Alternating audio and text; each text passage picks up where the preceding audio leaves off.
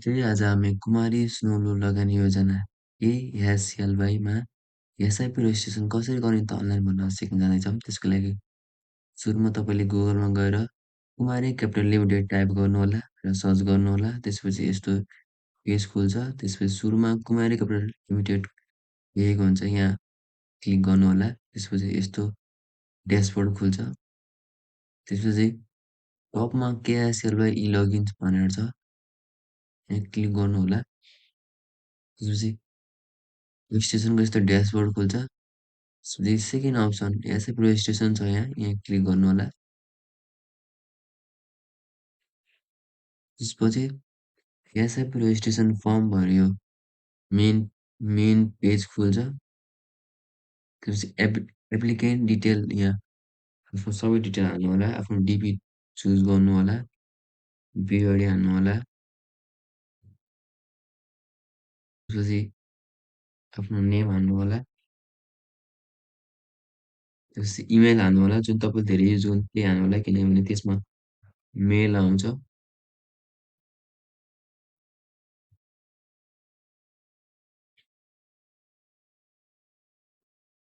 यो हालेपछि get OTP गर्नुहोला। तपाईँलाई आफ्नो जिमेलमा मेल आउँछ।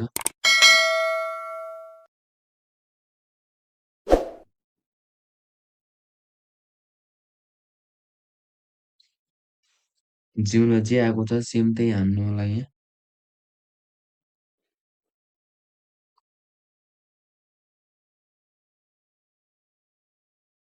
त्यसपछि भेरिफाई ओटिपी गर्नुहोला। ओटिपी भेरिफाई सक्सेसफुल लेखेको छ। त्यसपछि आफ्नो कन्ट्याक्ट नम्बर हाल्नुहोला।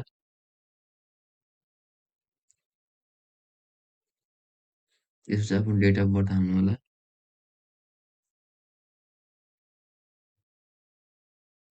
त्यसपछि सिटिजनसिप नम्बर हाल्नुहोला आफ्नो डकुमेन्ट अनुसार।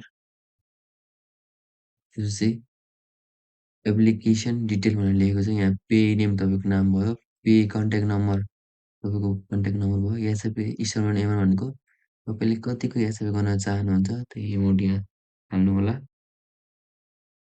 त्यसपछि एसआइपी रेजिस्ट्रेसन डेट, यो भनेको दर्ता मिति। तपाईँले जुन दिन यो रेजिस्ट्रेसन गर्नुहुन्छ त्यही दिनदेखि तपाईँको एसआइपी स्टार्ट हुन्छ।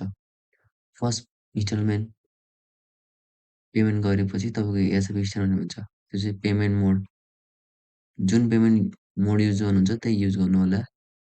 मतलब एसआइपी लिमिटेड अनलिमिटेड, लिमिटेड भनेको तपाईँले टाइम राख्न सक्नुहुन्छ, 10 वर्ष 15 वर्ष यतिसम्म गर्छु भनेर। अनलिमिटेड राख्दा राम्रो, जहिलेसम्म गर्दा पनि हुन्छ। एसआइपी इन्टरभल मन्थली चुज गर्नुहोला। त्यसपछि ब्याङ्क डिटेल भनेको छ, आफ्नो ब्याङ्क चुज गर्नुहोला, आफ्नो डिटेल हाल्नुहोला, ब्याङ्क डिटेल्स, एकाउन्ट नम्बरहरू। त्यसपछि सिटिजनसिप एन्ड रिलेसनसिप प्रुफ भनेको छ, आफ्नो सिटिजनसिप यहाँ अपलोड गर्नुहोला। त्यसपछि मेरो सेयर डिटेल, माई डिटेल यहाँ अपलोड गर्नुहोला। त्यसपछि सोर्स अफ फन्ड, तपाईँको आयको स्रोत के हो, सेलेरी हो कि बिजनेस हो कि सेल्स अफ एसेट्स हो कि लोन हो कि के हो, जे हो त्यही सिलेक्ट गर्नुहोला। सेभिङ हो भने सेभिङ लेख्नु होला यहाँ।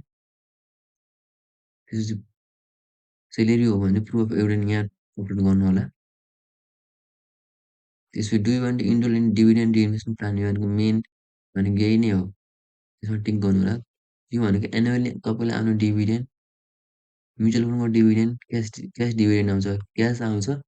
जो पाराले लेख्नु भएन भने डिभिडेन्ड आएको क्यास तपाईँको सिधै ब्याङ्क खातामा जान्छ। यो एक्टिभेट गर्नुभयो भने तपाईँले आउने क्यास चाहिँ रिइन्भेस्ट भएर तपाईँलाई युनिट आउँछ। त्यही भएर यो टिक गर्नु होला। लास्टमा सबै पढेर टिक गर्नु होला।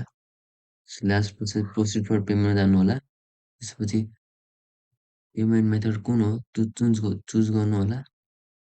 चुज गरिसकेपछि तपाईँले आफ्नो हिसाबमा पासवर्ड हालेर यहाँ आउँछ अनि पेमेन्ट गर्न सक्नुहुन्छ। अनि तपाईँको स्टार्ट हुन्छ। यति गरेपछि तपाईँलाई मेल आउँछ अनि तपाईँको रेजिस्ट्रेसन पुरा हुन्छ। Thank you for watching.